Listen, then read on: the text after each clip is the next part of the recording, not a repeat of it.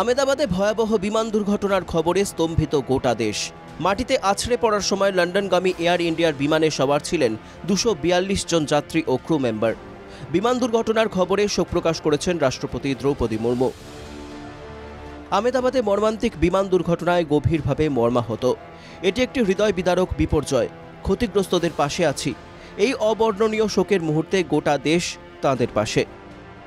সমাজ মাধ্যমে শোক জ্ঞাপন করেছেন প্রধানমন্ত্রী নরেন্দ্র মোদীও।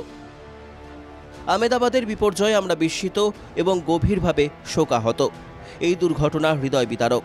এই দুঃখের সময় ক্ষতিগ্রস্তদের সমবেদনা। ক্ষতিগ্রস্তদের সাহায্যে রয়েছেন মন্ত্রীরা। সেই মন্ত্রী ও সংশ্লিষ্ট অথরিটির সঙ্গে যোগাযোগ রাখছি।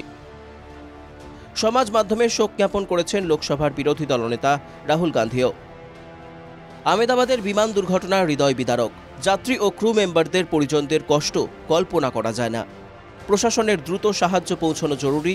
প্রতিটি সেকেন্ড গুরুত্বপূর্ণ। ঘটনার খবর পেয়েই আমেদাবাদে পৌঁছে গিয়েছেন কেন্দ্রীয় স্বরাষ্ট্রমন্ত্রী অমিত শাহ।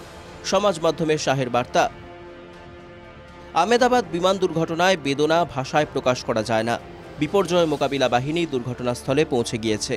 গুজরাতের মুখ্যমন্ত্রী ভূপেন্দ্র প্যাটেল, স্বরাষ্ট্রমন্ত্রী হর্ষ সাংভি ও আমেদাবাদের পুলিশ কমিশনারের সঙ্গে কথা বলেছি।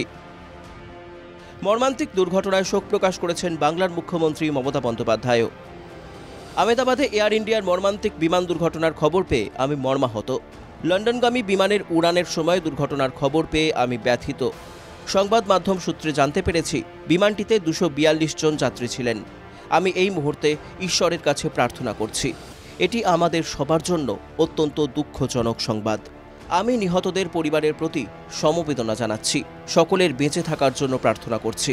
বিস্তারিত তথ্য জানার জন্য অপেক্ষা করছি। সমাজ মাধ্যমে স্বচ্ছ তদন্তের দাবি জানিয়েছেন তৃণমূলের সর্বভারতীয় সাধারণ সম্পাদক অভিষেক বন্দ্যোপাধ্যায়। আমেদাবাদ বিমান দুর্ঘটনায় গভীরভাবে ব্যথিত। স্বজনহারা পরিজনদের আমার সমবেদনা জানাই। ভারত সরকারের একটি পুঙ্খানুপুঙ্খ ও স্বচ্ছ তদন্ত করা উচিত। জখমদের দ্রুত সুস্থতার প্রার্থনা করছি। আরও এক ধাপ এগিয়ে বিচার বিভাগীয় তদন্তের দাবি করেছেন কংগ্রেসের সর্বভারতীয় সভাপতি মল্লিকার্জুন খার্গে।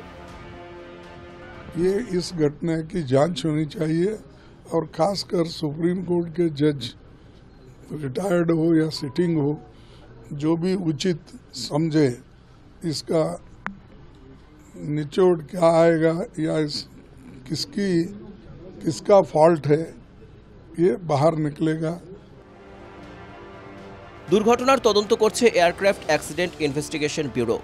বিস্তারিত তদন্তের পরই জানা যাবে দুর্ঘটনার আসল কারণ। Bureau report, NKTV Bangla.